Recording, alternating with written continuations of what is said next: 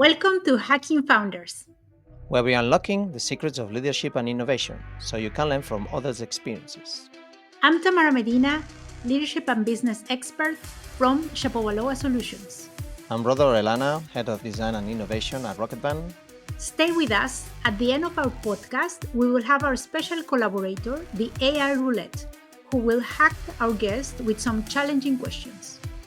Today we are joined by Roy Murphy, co-founder of Generate, a company that helps global brands harnessing the power of AI.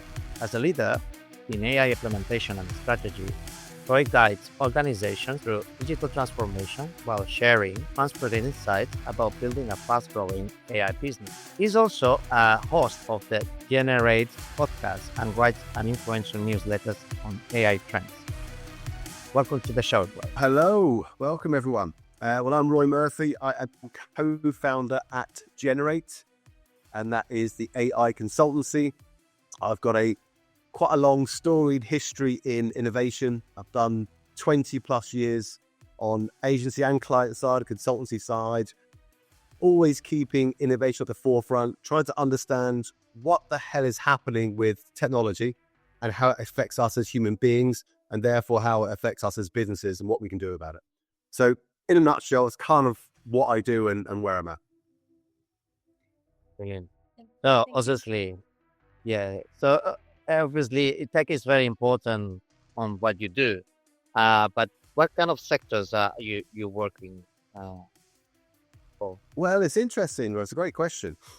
Because AI is so ubiquitous, and we've been in the game, I've been in the game in AI in different variations nearly 10 years now, back into when AI was not so sexy and so ubiquitous back in the days of voice and chatbots back in like 2016. So I've been doing the kind of conversational design stuff for quite some time. So this whole new explosion is a whole new different ball game. And what it's done is it's made everyone stand up and take notice, all sorts of different businesses. So therefore we're working across all sorts of layers in businesses and in different sectors. So we're working in lifestyle, we're working in entertainment, we're doing healthcare, we're doing travel, we're doing food and beverage, we're doing sport, and we're doing technology. I mean, we're pretty much covering across the board because it's so broad and everyone's so interested in what it can do for them and their businesses that we're covering lots of bases at the moment, which makes it very exciting, but makes it also quite busy, which isn't a bad thing. Brilliant. I would like to take you back a little bit of how it all started for you. And what drove you to start, like the first time that you went into running a business, being an entrepreneur? What was the drive? How did it all start? Yeah, it's funny. It's a great question. I mean, I think like a lot of business owners and entrepreneurs, it's probably in your childhood. You know, lots of people have the version of the lemonade stand, or try to sell stuff. My first entrepreneurial venture was probably getting paid by my brother and sister to go to the shop to buy sweets. So they didn't want to do it, and I saw a margin opportunity there for them who are a bit lazy, didn't want to go to the shop around the corner. I'd run over there in 2 minutes, buy 5 sweets, and keep 10p. So I kind of developed an entrepreneurial bent and spirit very early, and that kind of kept through. You know, I used to read in my early teens. I used to read, you know, the old school books that used to have like adverts of local businesses. Like it's all got like an old school sort of yellow pages. I used to read that like a book. I'd look at the businesses and go, "Oh, what's this do? What's that motorcycle shop? What's this forest? What is that? I don't understand it." And I had it by my bed for about 3 years. I just kept on looking at it, sort of almost fantasizing about what I know. There was no entrepreneurs in our family. I come from a family of laborers and builders, and you know, people working in shops and that kind of stuff. So no entrepreneurs in my family, but I just had a real kind of interest and passion for it. I just found it really interesting. I don't know why, I just did.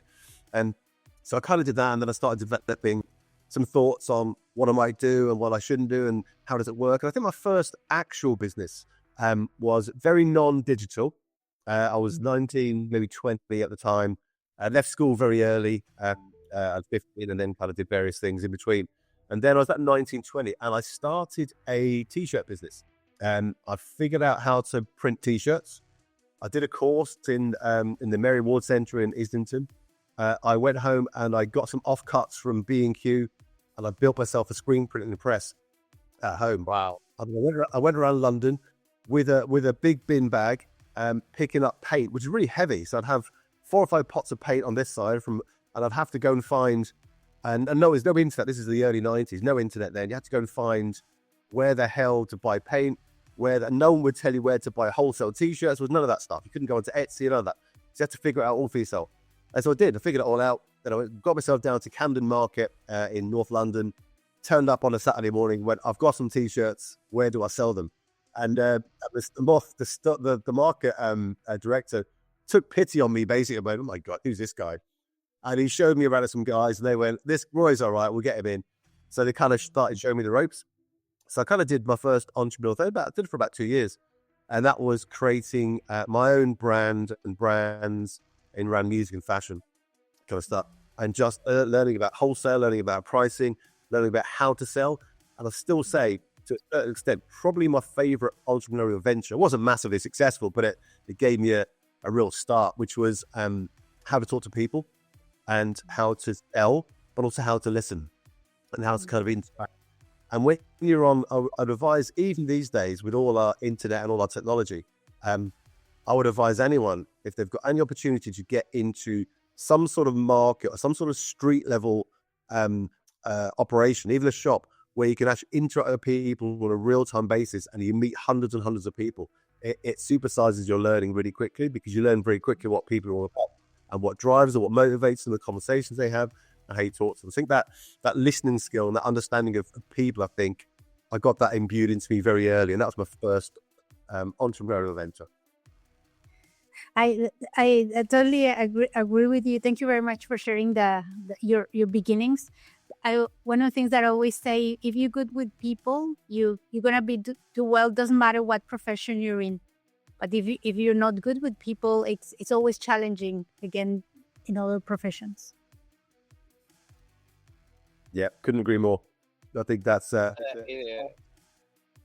didn't know this, and it's great to know these beginnings, because at the end, an entrepreneur at the end is selling products and services, and digging into the insights of what you're selling, and also on your prospects and your clients is very important. So I believe that today is different, going knocks doors to doors. So I think you are more into the attracting clients. So what are the main things that today you're solving to your clients? Yeah, it's a great question. I mean, things have moved on somewhat since then, of course, a whole digital AI world. But I think fundamentally it still stays the same, isn't it? You're still solving problems. And the challenges are the same for most businesses. It's doing more with less, trying to get the best out of your people, and automating where you can, trying to work out how you can keep the competitors away from nipping at your heels, how to avoid things like the innovator's dilemma, where you're ahead of the game to a point, and then you stop innovating, and then you kind of regress. So I think it's the same thing. I think it's really about understanding people and what the unique differences in the business are, but there are massive common challenges across the board.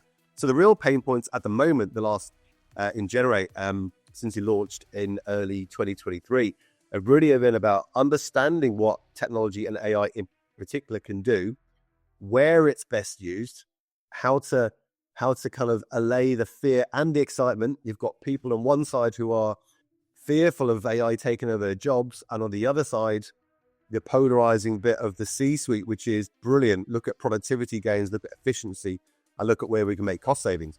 So you've got that real dichotomy. And in between that, then you've got, and our job as shepherds of technology really is to help businesses understand all of these tenets, to understand the common challenges, and then work out what's the right fit and what's the right strategic, thoughtful approach for them.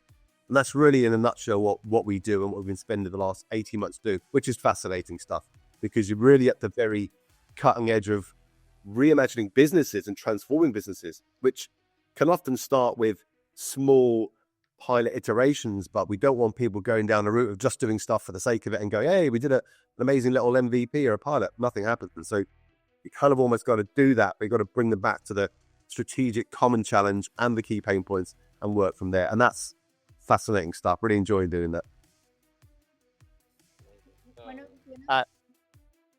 So, go on. Guy, before I forget, one of the things you mentioned, you mentioned that it's about getting the best of people, having experience and working with so many teams and so many groups of people. What will be for you the key, I don't know, 3-5 things that you think will help someone that is managing people to get the best out of their teams? Yeah, it's a great question. It changes, isn't it? I mean, people are people. I think the number one thing I kind of mentioned already is listening skills.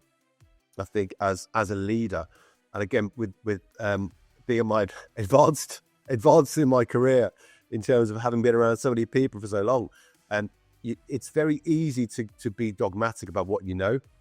So I think as leaders, I think number one's listening, and I think number two is not being dogmatic and almost trying to have a growth mindset in whatever shape or form that works for you, and for almost considering that today's day one. And I think that constantly, and I'm because of the area we're in too.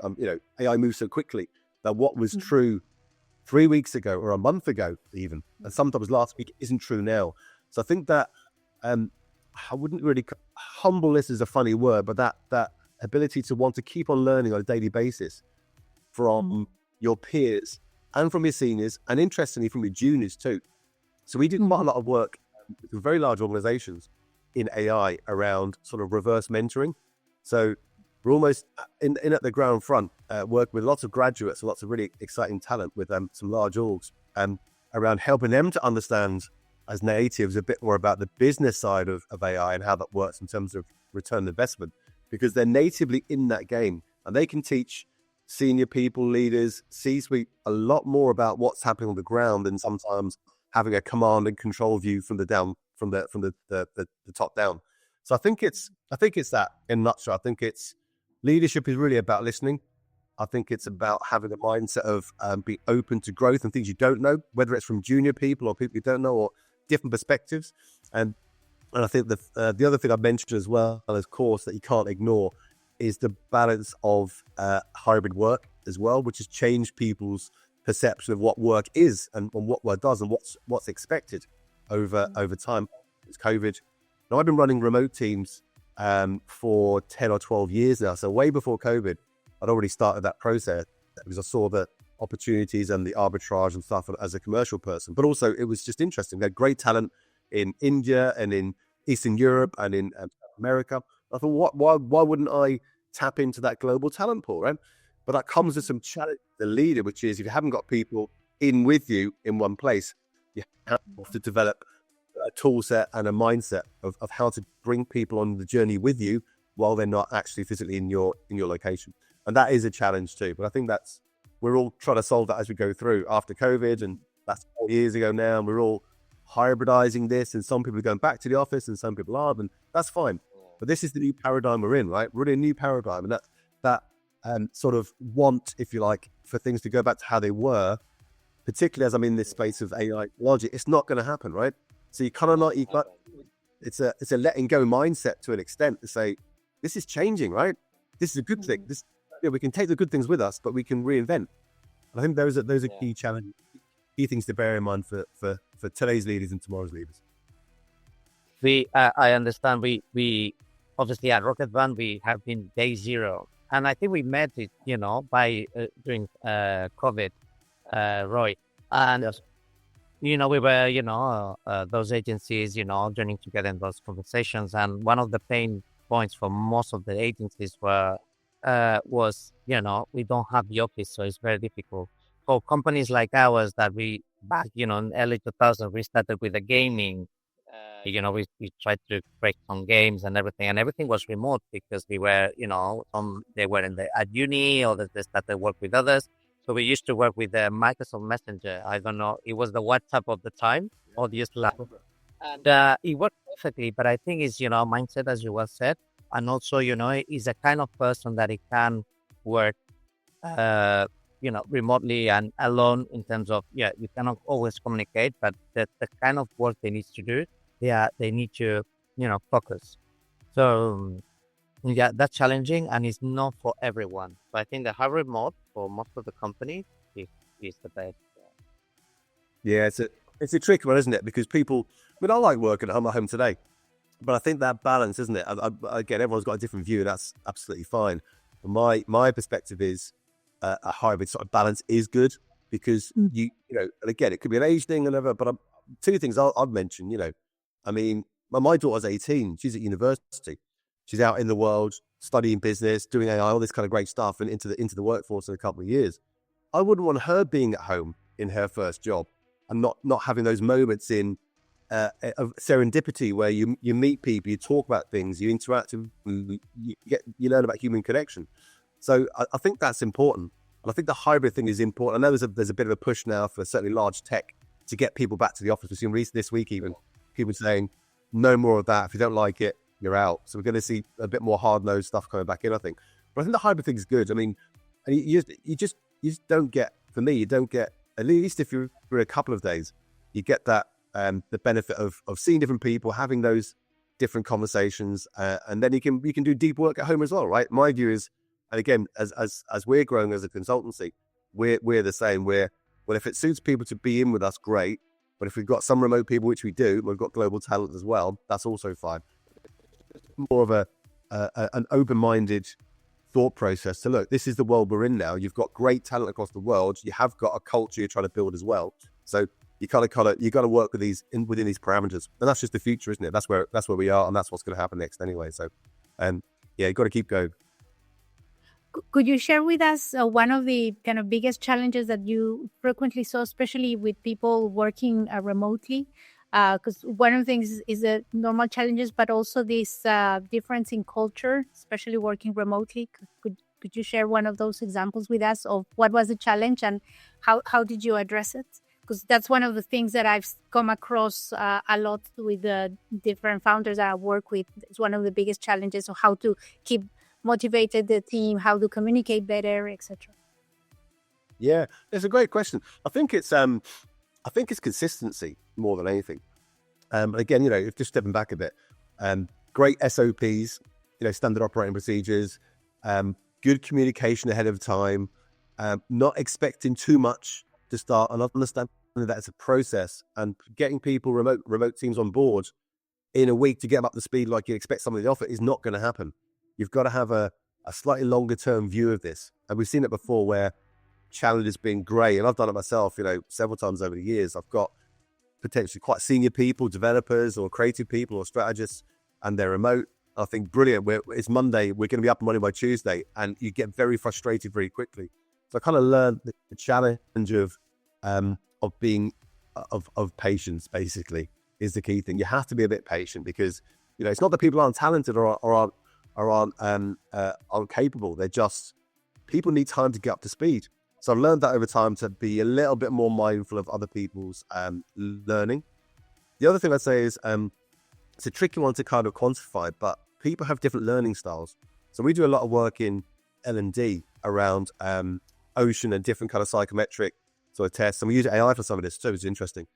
Because people have different ways of learning. We're helping some businesses do that because some are auditory, some are kinesthetic, some are just need to be told 5 times. Some people just, some people get it straight away. But if you kind of take that view that if you ask people how they would like to be taught and learn, they'll actually help you. Well, they'd be really, if you could set an SOP up that did X, Y, Z, or you could do 5 Loom videos for me, or you could do X, Y, everyone learns differently. So I've learned that over time as a challenge that one size doesn't fit all. Another key one, and then maybe one more.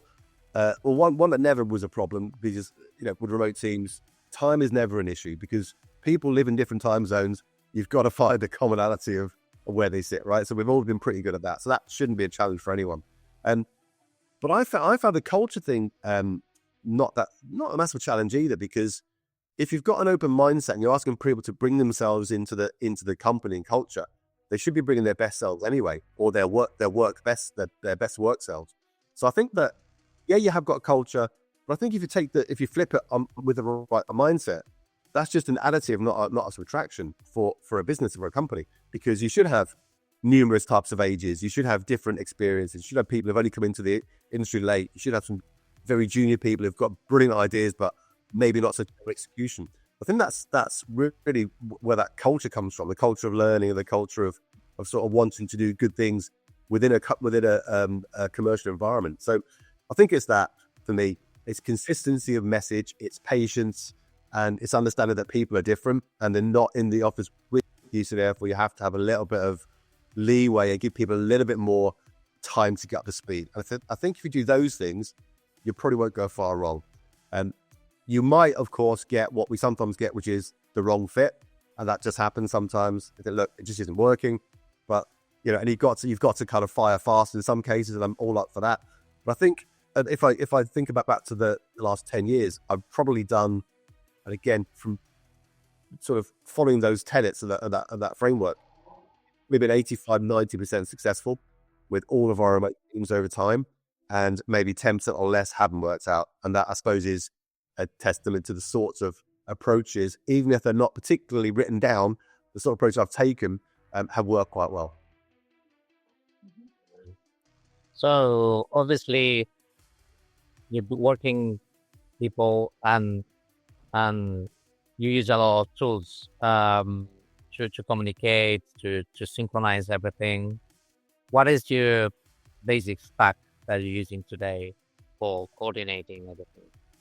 Yeah, it's pretty basic. I mean, we've looked at lots of the tools like the Mondays and Asanas and all sorts of different things for you. Basecamp even years ago, if you remember that, if you're old enough to remember it, all these little tools that come in.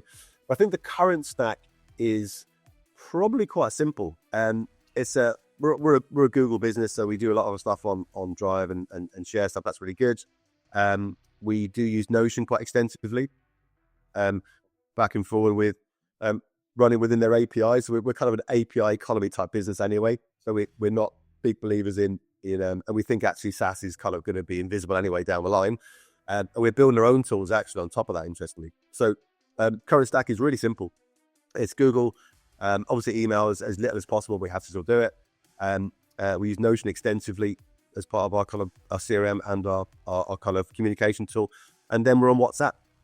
So we're anything that's outside of that, we're generally doing WhatsApp as well for kind of daily stuff for remote teams. We have used Slack in the past, and I used to be quite a fan of it, but it sort of got, what was the word, notification overload. And I found that the teams were just basically getting nothing done and like feeling and doing busy work and just being distracted constantly, but not being able to do any deep work. So we've kind of pared the stack back a little bit. But I think the key thing, Rudder, was interesting is that we're actually building our own. So we looked at all the tools and decided, well, that's good for that, and that's kind of good for that, and that's good for that. And actually, with AI and automation today anyway, and we spend a lot of time in this space of working out what the consistent habits are and what the common challenges are within the business, and for ourselves and for our clients, and then working out the most effective and the most comprehensive, but the simplest, the least complex approach. And then we'll look at where AI can support that and help. And we'll start to develop small parts during that journey, which is often a place to start, which might be connecting up your email to your Slack or to your WhatsApp team, or might be creating a small LLM or a bot in Microsoft Teams, which answers the same questions again and again. So there's always these really interesting little bits which help to kind of drive a more efficient communications process from remote teams and for teams in the office. So yeah, so I think the core answer is we're building our own, because that is the world we're in, and that's and it's working really well for us, and I'm sure other people too. So yeah, I would advise anyone listening to start thinking about automation and AI, because the tools are amazing at the minute, and but most, I don't know if you're facing, because you know that we're doing a very low integration, not like you guys, but we do some in those platforms that we build. And one of the questions is, everyone wants AI. It's like when everyone wanted to have a blockchain integrated and everything. And so to the audience, that they are also thinking about exploring, integrating AI, and don't get confused by automation. So when is the triage questions that you do to understand a business needs either AI or automation? Yeah, it's a great question. And that is basically where we often start with businesses, is exactly that. Everyone wants a technology. Everyone wants, right, we're AI first. What are we doing? Kind of almost have to slow people down sometimes and say, brilliant, but what is the use case? So the triage questions are exactly that. And that often comes into, we've got a very, very precise methodology for it. But briefly, you need to align teams first, because in a business, we know, and anybody you talk to will say, one or two things. Are you using AI? Well, we're not allowed to at the moment, so we've got a blanket ban on GPT, cool, whatever, fine. Are you using AI? Yes. So shadow AI is a big thing, right? In lots of organizations, it's like bring your own AIs. Not everyone, but a lot of people are using these tools on their own devices. They're not necessarily doing deep stuff, but they're using that stuff themselves anyway. Some people aren't, and some people are arm crossing it and are like, we're not using it. I'm a creator or a marketer or a finance person, whatever, and I don't believe in this stuff. I tried it once, it didn't work, so therefore I'm not going to use it. So in a business, you have to triage that. You have to understand where it sits across the board, and you have to get a level set first. So if you get that level set, then you have an understanding of how the business and the functions are working, because different departments have different views on this stuff. And we found, interestingly, in organizations like biotech and pharmaceutical, very, very advanced and very, very keen to lean forward. Certain more creative industries, a bit less so, because they're slightly more threatened, or some of the more practitioners are a bit threatened by the thing. So you have to get a level set in terms of triage. And once you've got that, you'll tend to find the fear and excitement tends to level out a bit. Then you can understand where the skill gaps are and what the ideas are. We've seen this time and time again, that from the top down, the C-suite, they understand productivity and ROI. That's their job. I get that. But on the ground, if you like, at department level and below, it's really about the use case. And they know the use cases, they just haven't got a framework for understanding what they are and how they might work. So the second triage piece is exactly that. Once you've got a level set and alignment, is understanding what the use cases are. So it's a very precise way of doing that as well, getting those things out. And then really what you're looking for is the high impact, low complexity, repetitive tasks. Right? That's really the gold, really. And that is across department. And then underneath that, because you might have things in marketing and in ops and finance and sales, and these are all great, but you have common challenges. You've got common challenges across the board. So if you understand the common challenges, then you're in a better shape in terms of that building block of saying, right, we're still triaging, we're still in discovery, we've done it very practically, very quickly. And then you've got an understanding of the common challenges, which might be 5, 10, 15, 20 use cases. And then from there, you're into scoring and generating what is the ROI, what's the risk, how do we ensure that we do X and Y, what are the models we should use, should we open? So all the questions you'd expect to ask. What should we automate? Is it even AI? Is it automation plus AI? All these great questions come out. That is a process. And once you've done that, then you're into, right, we understand the ROI, we understand the business case, we understand the risks and the challenges. Everyone's level set across the board. We're going to do these two things or this one thing over the next 3 months or whatever it might be, or 6 months. And that stops everyone from doing these brilliant, but ultimately non-business beneficial MIDI pilot programs, which are great for person X for learning, but bring it into the centralized area so we understand what it is. And so a long-winded answer for that, we're quite passionate about it because we do it all the time. We see brilliant people in businesses just going off on a tangent and not understanding the bigger picture, and then getting frustrated or bored or really annoyed. And you know what? The last thing I say in it was really interesting. We've seen a few times now. For staff retention, this is a brilliant thing to do as well, because your bright people are using these tools. If you're not doing it in the business, they're going to leave at some point. We've already seen churn happening. If you're not on top of this, and if you haven't got a position on AI, and you haven't got at least business effective MVPs and processes happening, you're going to start losing people, because guess what? All your competitors are moving in this direction, and they're attracting people by saying you're going to work on these amazing things with these tools, and there's no, the fear has been dissipated because it's going to help you do X and Y. And guess what? The last thing on it, not to be an AI, completely an evangelist, because there are some downsides, but if you do that and you get it right, you're actually into automating repetitive / boring / drudge tasks you don't want to do anyway, like meeting notes.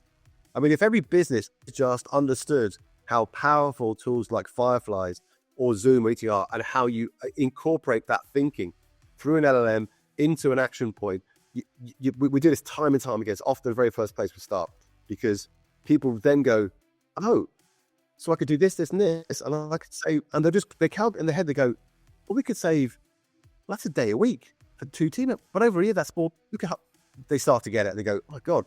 So there's a bit of demystifying in terms of the triage bit to answer your question, Rodder. About, and when you do that and explain it in that way, people start to understand it more and start to go, wow, okay, this is interesting. This could actually really help us, rather than it be oh my god, it's this black box of stuff that's going to take my job. And that's really important, right? Because there is a part of that, and jobs are going to go. But the internet didn't uncreate jobs, did it? It gave us a whole new industry and a whole new economy. I mean, most of the jobs we all do didn't exist 20 years ago, maybe even 10 years ago. Electricity didn't stop everyone. The railways didn't. This is another paradigm shift, isn't it? I think in terms of where business and where society's going in the next couple of decades. So so businesses need to lean in, I think, in my view. That's great. I think it's time to get our AI roulette. Playing. AI roulette. Okay, this will be good. Does that say hack me? Hack me. Look at that. Yes. Brilliant. Love this. Let's see what it says. You go, Amara. So what is the one thing you've done in your business that you would never want your children to emulate? Ooh, that's a good question. What have I done in my business? It wasn't as, again, isn't it? But it's not drain just a thing.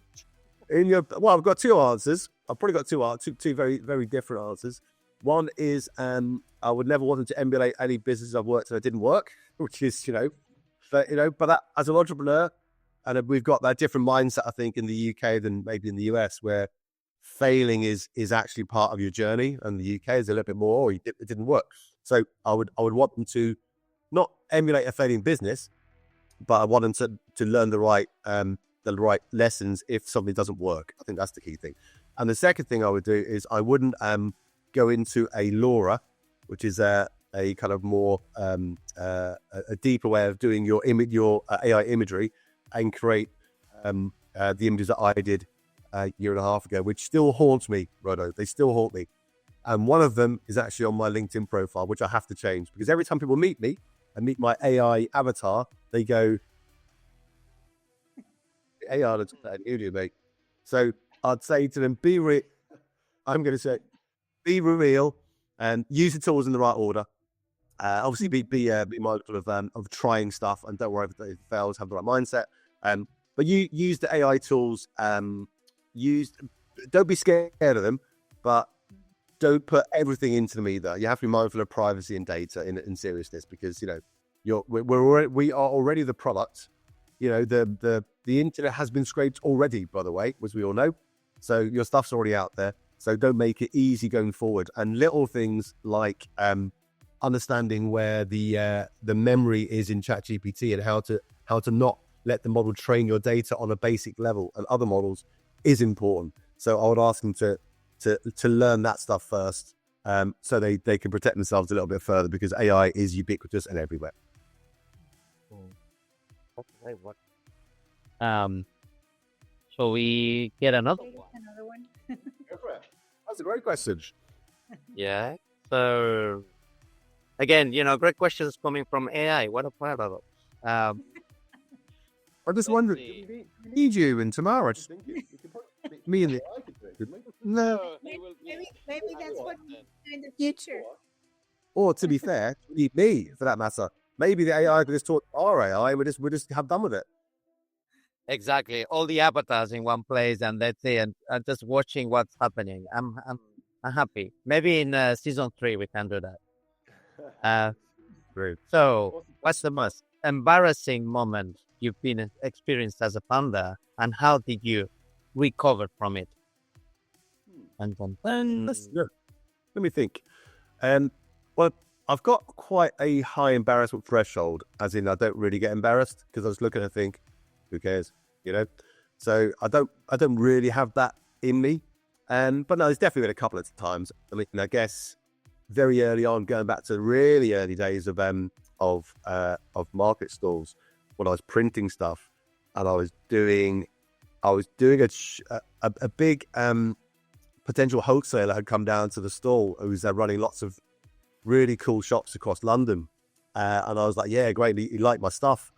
And then he saw a spelling mistake on one of the t-shirts. And I was like, oh. And we got over it. But I was like, and I printed it. I'd spelled something wrong. Einstein. I was doing an early 90s rave thing with Einstein and something, and then MC equals techno squared. And I'd spelled Einstein wrong. Like, that was a little bit embarrassing.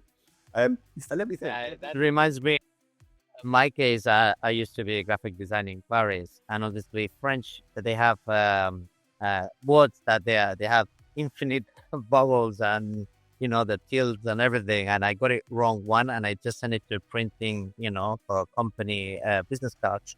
So I spent a weekend just putting, the little accents on. I still on the on business cards by hand. So I had to recover this way. So my foot was shabby. And it looked okay. People they noticed, but yeah. But It's funny. I guess that's it, though, isn't it? And I think it's, to be honest, I'm just trying to think of something else. Anytime I've made a mistake, I've owned up to it. I think that's the key thing, isn't it? I think it's just like, we all make mistakes, right? Things happen.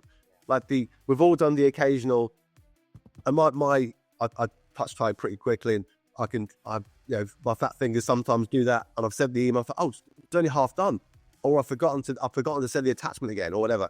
There's those little micro embarrassing. But you know what? If you own it, and like we all do, don't ignore it. Just resend it saying, I'm an idiot. Here's the thing. Just move on. So apart from that, I can't really think of anything offhand. Obviously, there's been plenty of, I shouldn't have said that, and all this kind of stuff. But I think it's if you've got a learning mindset, I think you just accept it. We're all human beings, right? No one's perfect. You just got to kind of own it and go, right, okay, that wasn't right. I've made a mistake. I'm going to move on. There was one more. There was one incident which I'll probably only mention briefly, which was a Belarusian rubles versus UK conversion, which I got wrong at one point, which was okay in the end, but was significantly different. I was like, I think I've got that wrong. I had to go, no, it's not this price, it's this price, which was significantly different. But that's quite a few years ago. We all laughed about it. It wasn't a career-ending situation at the time. So, but we all make mistakes, right? It is what it is. But I think also we are our worst critics. So sometimes, some mistakes like that. The pricing is an issue.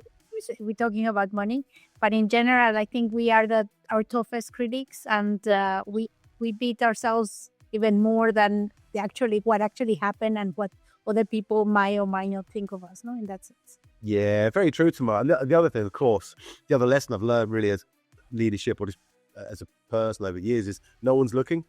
They're not. People have got enough going on in their own head, right? They're not looking at you like you think. There's a spotlight effect, quite a famous psychological effect, where you think that people are looking at you more than they are, and it depends how your mindset is on the day. The days of you walking down the street feeling kind of good. I've just shaved my head. I've got a lot else I can do, to be honest. And I think, I'm looking good. And you can't. If people are looking at you in that mindset, you think they must be looking at me because I'm looking good or I've done something good.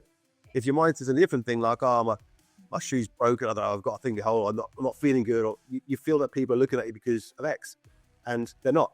They're just generally going about their day, doing their stuff. The same for business too. They're not, people have got enough going on in their own head to be that worried about you. So I think there's a bit of that, and we're all guilty of that. I think of being a little bit, of worrying too much of what other people think, and the cases that everyone's got their own shizzle going on, and really they've got enough to be dealing with anyway.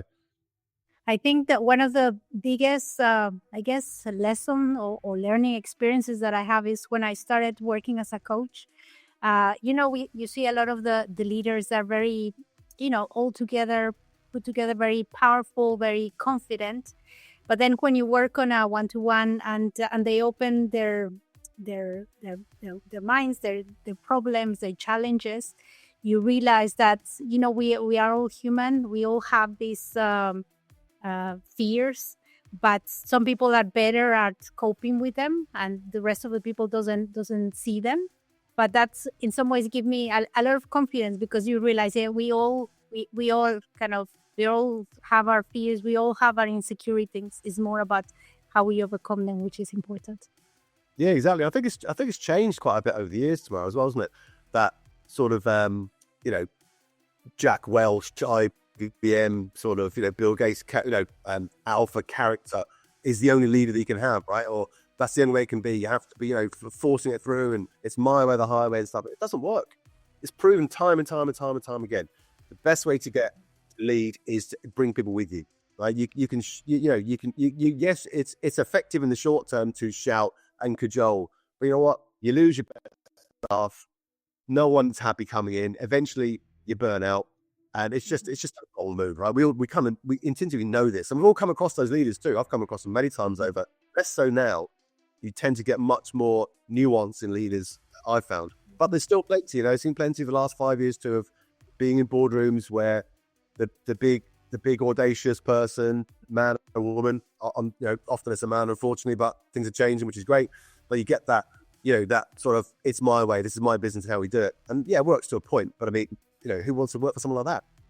And I just don't think it comes from the top. But I think people, and also the fact that people have got, social for good and bad. There's people have got communications channels now, haven't they? Everyone has, the individual, the cult of the brand reputation, if you like, is important, right? It's not about the big business anymore. It's about the people in it and how they're bringing themselves into their communication channels out, across for their teams and across the globe as well, across the world.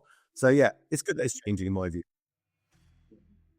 Well, we have clients as well, so that's another interacting. So there are clients that they'll have these, my way or the highway, and it's not fit for everyone. So they're doing internally and then externally. So we came across a few of them, and it's hard to deal with, but it's changing. People are more, I think so. More sensitive in. I think so.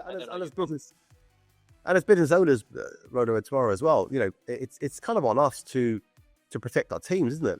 That as business leaders, that to if June is all seen as a cooler being, bullied is a bit of a strong word, but if the fit isn't there in terms of culture, which means do it this way, we're not listening. You're the expert, but I'm not listening. You're an order taker, and who wants to work on that? Of course the more niche you are, the more expert you are, the more your thought leadership as a business leader, all that kind of stuff works in your favor. And we do that quite a lot. We spend a lot of time on outbound and our thought leadership and our podcasts and all the different tools and channels. So people, when they meet us, they know us, they know what to expect. They've seen a conversational podcast, or they've seen us talking in a certain way, which sometimes might be a little bit closer to the wind, but that's okay. That's our brand, right? We want to be authentic and be real. Well, for whatever that means for you, which might be different for someone else, that's fine. But I think all those things are really important in our industry of, we're in the service industry, right? We have clients. That's what we do. Yeah. And how do you win? How do you keep clients? They like you, they trust you, you do brilliant work, right? That's it. So, and how do you do that? Well, then you put your point of view across. You're consistent in the way you message it. When they meet you, I love that. When we meet, you go. I had one the other day. Actually, it was really quite a lovely thing. I thought. Well, I thought it was nice. A client. Not met before, met him at an event, and said, you know what, you are exactly the same as you are on Zoom in person. And I thought that was a really nice thing to say. I don't know why. I just thought, well, that's quite nice, isn't it? I just like, and you don't know someone puts on a certain thing. You know, you're exactly the same mannerisms, the way you talk, the way you interact with people. And I thought that was really nice. It's consistency, isn't it? Like, it's who you are as a person, it's authentic. You could argue there's a branding element to that as well, whichever way you want to put it. But it's not unreal. It's very, taking the digital into the physical, and you've got a consistency of brand because we've got the same experience. And that's trust, isn't it? Because when talks in a certain way, does a certain thing online, and they do the same thing, which again, rounding the teams and leadership and remote teams, it's the same thing, isn't it? How do you gather that with people you've never met before? You have to connect. You have to have commonality. You have to listen enough. You have to kind of find common ground, don't you? All those things, I think, as a leader are really important. Well, I don't know, Tamara, you have any other questions? We can stay here the whole day. Yes, exactly. There's so many questions, but I think to round it out, it will be great to, if first, like, what is next for you? Like, what is 2025 for you? What are your personal and business kind of challenges for next year? Yeah, it's a great question. I love that question. Always, I'm like you guys. I love a bit of an end of year roundup. Love that. Right, what did you do? What worked? And dissect it. I'm a bit of a nerd, so I look at the data and go, that was good and that wasn't good. So we're doing that at the moment actually for next year. On a personal level, another year above ground would be great. That's what I always think. Another year on the planet. It's an amazing planet. No matter what anyone says, it's such a privilege to be alive. And that sounds a bit woo-woo, but I think number one, keep healthy and happy. That's it. That's the core thing. Family and all that kind of stuff is the most important stuff as always. And so and that's the central point, isn't it? If you get that right, the rest of it's kind of easier, isn't it? Because your business is an extension of you, and if you're happy with yourself, moving forward, mind and body, all that kind of stuff, I think really important. And for Generate, we've got a big year coming up. Really big year. It's been a very exciting ride for the last 18, 19 months, myself and Tom. We're building out, we're hiring. We are spending a lot of time in agent world, I would call it. So you probably know about AI agents, the automations and where this is all going. But this is going to be absolutely huge in the next 2 to 3 years, which I alluded to earlier in the chat about invisible interfaces and where things like SaaS and businesses are going and us building it. We're very, very bullish on where that sits and how we're going to be able to help businesses be strategic, be thoughtful, but be practical implementers of huge transformation. So I think you're going to see that more and more in the next few years, that businesses are going to transform. I mean, in the typical business transformation sense, we get that, but they're going to reinvent themselves. Going to have to. And you're going to see a whole bunch of new players coming out, which are breaking the rules completely. And it's all going to be based around agents, micro interactions, how the world's kind of changing with the ability for these powerful models to help us to do things in new ways. It will start slowly. Habits will change. You'll start plugging in things into the current systems like it always does with new technology. But I think that's massively exciting as a business. And I've never been as excited about technology as I am right now. And that has been through, I've been through several waves, I'm not that old that I remember electricity, but I remember the beginning of the internet very well. I remember the first website I developed was 1994. I was like, oh my God, this is amazing. What is this thing? It's like, I saw it. I was really so excited about it. And I feel the same way about AI. I think it's going to change so many things that I'm super excited for. It's a technology that's impacting every single job, every single position. If you think about it, because everything is run by data and data can't be assimilated. I remember less than 5 years ago, one of the polls was, about not polls, it was kind of a statistics report about, in terms of, technology, how impactful will be certain professions. And most of them, it was creative. Paradoxically, is completely the opposite right now. Yeah. We are now into the law system and, everything implementation, US taking apart. But it has already changed. So artists today, they will have to learn these skills to interact with this technology. Unless you want to be a craftsman, and that's happened before when the Industrial Revolution. So factories, they were there. For shoemakers, for instance, taking this profession. So they still people doing it. They're very high end, and they're still doing. You can buy, handmade shoes. They cost a fortune, right? But the mainstream, all the fast fashion is automated as much as they can.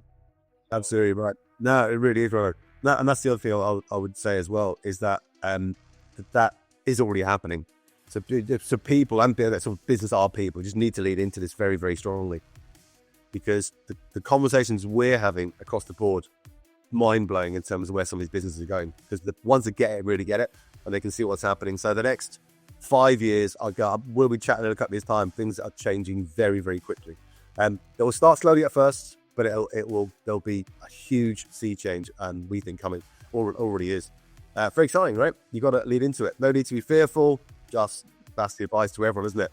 Learn, lean in, experiment, start bringing those use cases in, and then you'll start working for yourself. It's so exciting. Definitely. So thank you very much for coming today, Roy. Thank you for listening. Join the conversation, follow, like, and subscribe on our different platforms. This podcast was brought to you by Rocket Van, Shapovalova Solutions, and Harrington Blue and Partners.